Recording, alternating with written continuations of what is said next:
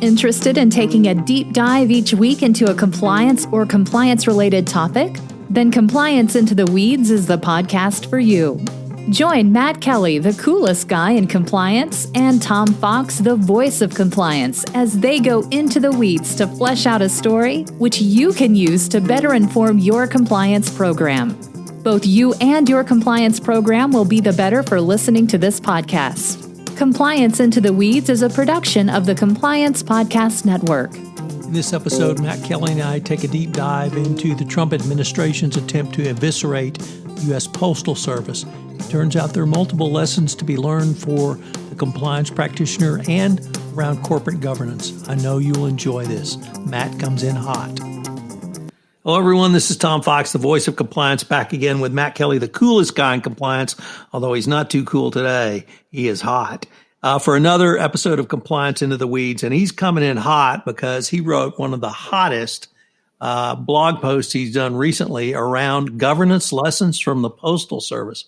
So, Matt, now that I've got you all wired and riled up, why don't you tell us what can we learn from this outside the political sphere? Yeah, well, I mean, certainly what's gone on with the Postal Service for the last probably about 2 weeks or so, it's getting a lot of news because of the political implications, and we'll have to review those to fully understand why the Postal Service is such a good lesson for corporate governance outside of the public sphere.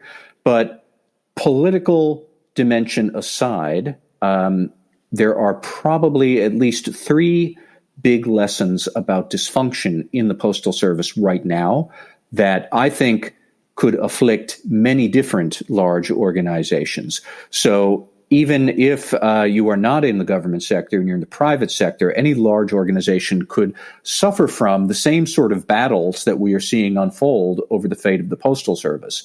We can get into those, business objectives versus priorities, fights over social media, conflicts of interest. All of that is happening in the Postal Service. But first, we probably should give a quick recap on what the controversy actually is. So it is that earlier this summer in June, the new Postmaster General arrived. His name is Louis DeJoy. He took over in June.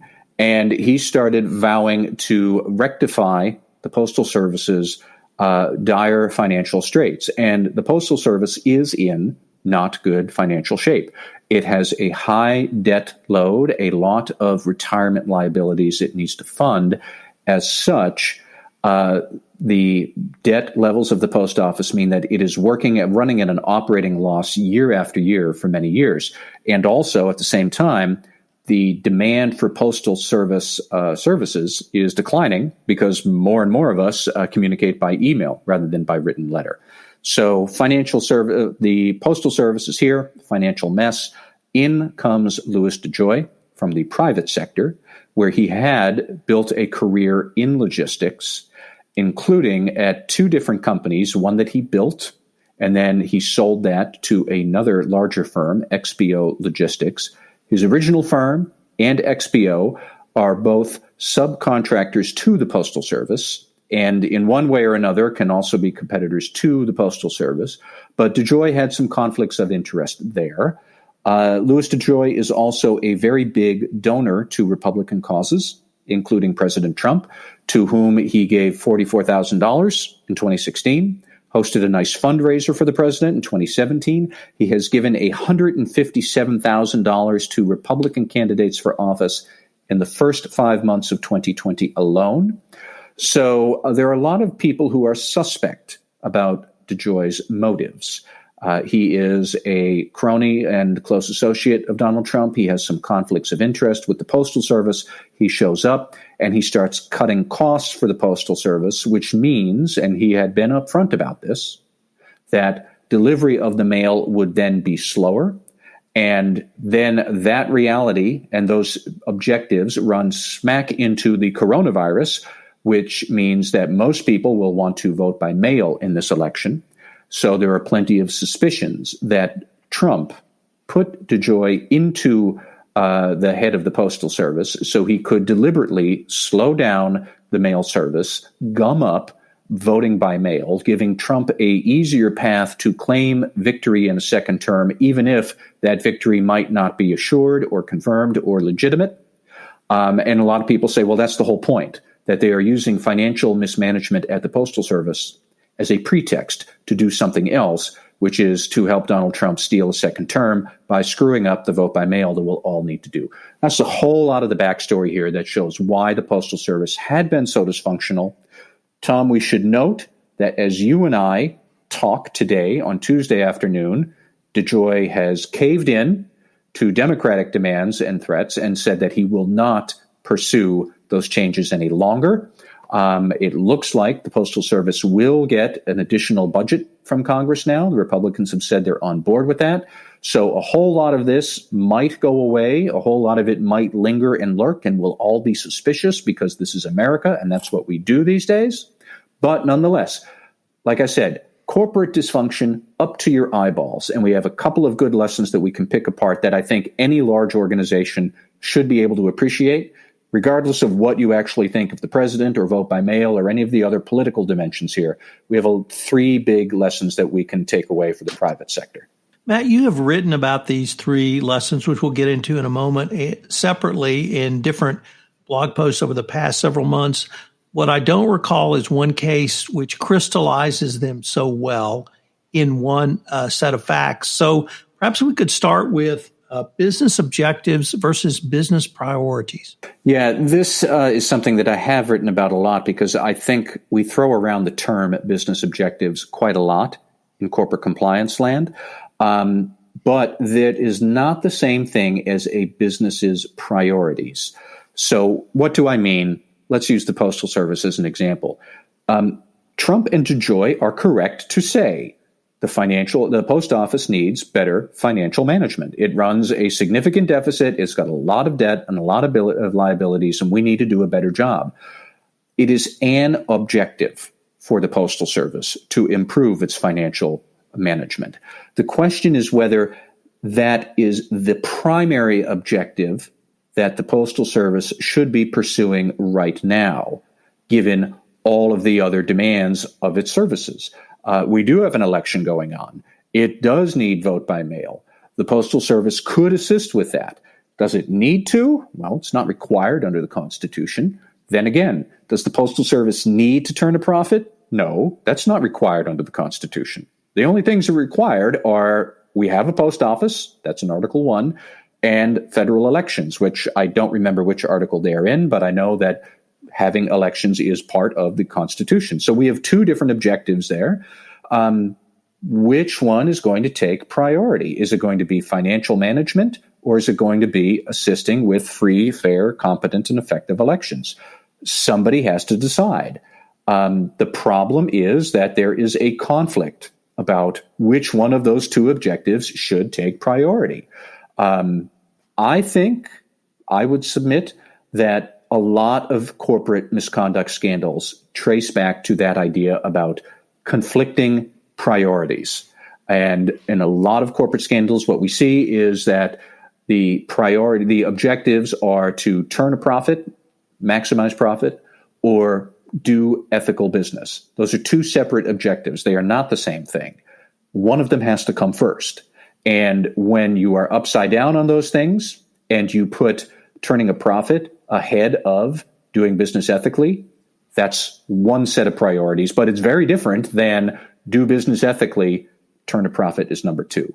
And we get those things confused. What companies need is to have a clear consensus on what is most important. And when do these priorities shift? When do they change? What's number one? What's number two? Do we all understand that? Are we all in agreement about it?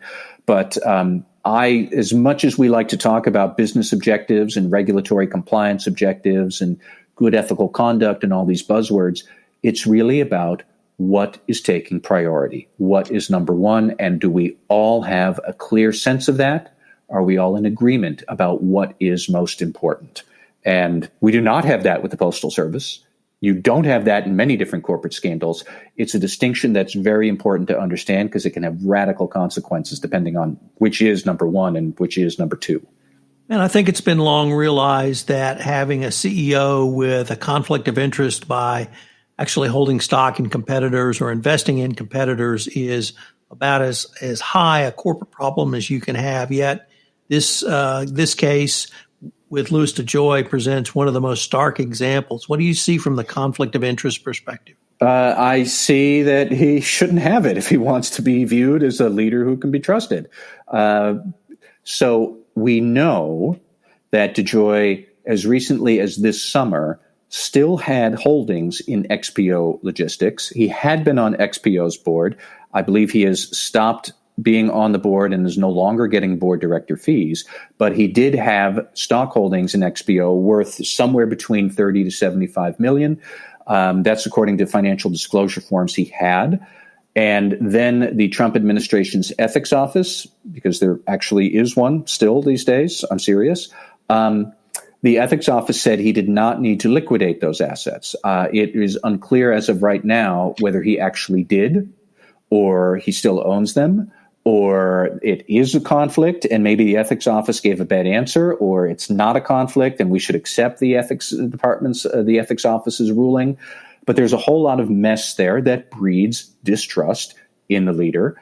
Also, he is reported, according to CNN, to have traded in stock options for Amazon, which is a competitor to the post office.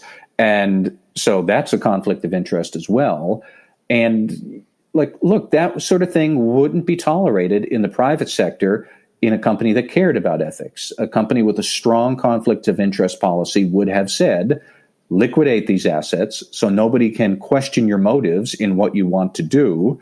And maybe they'll disagree still on what the motive or what the priority should be, but at least nobody will be wondering, did you pick that business objective and make that the top priority because that's important or because you're looking to line your pockets or something else? Conflicts of interest breed distrust in the leader, and that just winds up rotting away your corporate culture. I think, we could go down a rabbit hole if we wanted about the challenges of conflicts of interest, particularly in the executive branch of the government, because the Trump administration acts as its own police officer. It's not necessarily the case in the corporate realm, where you might have a very strong independent board of directors. We do not have really a strong board of directors in Congress these days overseeing the Trump administration. Ultimately, whoever is in charge of the ethics office there answers to the president. If they give an answer the president doesn't like, he can replace that person. When you have a CEO in the president who clearly does not care about ethics, then it's very hard to take rulings from the ethics office he oversees seriously.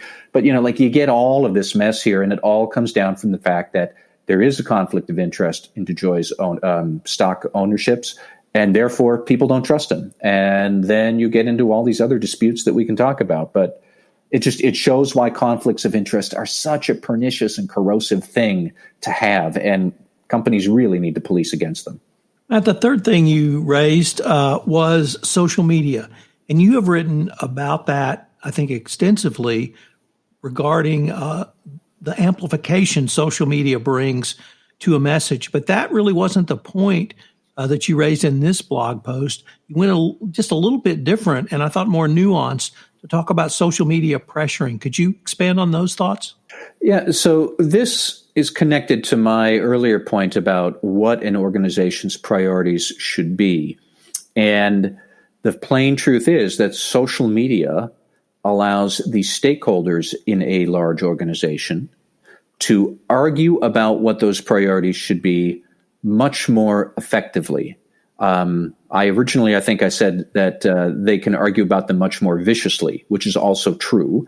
But very clearly, one portion of the electorate suspects that Donald Trump and Louis DeJoy are using financial efficiency as a pretext to gum up and skewer the post office to subvert democracy this November. There is one group out there that thinks that. Another group sees widespread voter fraud in the mail. That is not true. It does not exist. But nonetheless, there's another group out there who thinks that voter fraud is this pernicious thing that happens in the mail all the time, and the Postal Service is a total mess anyways. So it's okay to work on the Postal Service. Both of these groups can argue their case in social media over and over and back and forth ad nauseum. They can build their own echo chambers. They can talk to their own, followers, disciples of their views. They can form alliances with different other stakeholders. So you might have Democrats opposed to the the Trump administration plans. They're going to try and rally postal workers who also don't like DeJoy because he's cutting their overtime. You can build these constituencies on social media that are very hard to build in the real world. And that lets a group try to hold the organization accountable to its own set of expectations, its own interpretation of priorities, its own interpretation of ethical values. And when you're a large group, a large organization, trying to placate multiple stakeholders, and the post office is huge. It's got 500,000 employees. It delivers on the order of, I think, 160 billion pieces of mail a year, something like that. If you are that large of an organization, you're going to have different stakeholders opposed to each other, different subsets within a stakeholder group opposed to each other, and they're going to find each other on social media and wage these battles over and over about how to define the priorities, how to define the reality. And the organization can't respond to that. The organization becomes this thing that's battled on a multidimensional tug of war. And so the organization can't pursue any agenda. It's just busy responding to different pressure points on social media all the time. And sure enough, as we said a few minutes ago, what DeJoy wanted to do, he's not doing it anymore because there was such a social media outcry. Now, I'm not sure what DeJoy and the Postal Service will do, but whatever he wanted to do has temporarily been derailed. And I'm sure many people listening can appreciate the threat here is that you come up with a grand plan as an organization and it goes into the ditch because you can't get consensus. And so you're just responding to these short-term turf battles rather than pursuing a clear vision and agenda of what the organization should do. I don't have a good answer for what the solution there is, but I do know that social media is making this problem worse. And I think the Postal Service and the battle over it is a fantastic example of that dysfunction. But we have seen it with large companies dealing with products that they're trying to release or products that they're being pressured to cancel or workplace policies they want to adopt or workplace policies employees and customers want to see put in place. We could go on and on about it. But when you have so many stakeholder groups, many of them subdivided against themselves, and then these little subgroups will pair up with a different subgroup and a different stakeholder. So some employees are allied with some customers and some investors, and they're all fighting on social media. It becomes very difficult to pursue any agenda at all. And that's exactly what we're seeing with the post office. Well, Matt, I can't wait to see what next week brings us. This is Tom Fox. Thank you for listening to this episode of Compliance Into the Weeds. If you have any questions, you can email Matt at mkelly@radicalcompliance.com. You can email me, tfox@tfoxlaw.com. I hope you will join Matt and I again next week where we take up another topic and take a deep dive into the weeds of it. Compliance Into the Weeds is a production of the Compliance Podcast Network and a proud member of C-Suite Radio. Thanks again for listening. Thanks for being a loyal listener, and we look forward to visiting with you again. If you have a topic you'd like us to cover, please leave a message on the speaker app on the Compliance Podcast Network.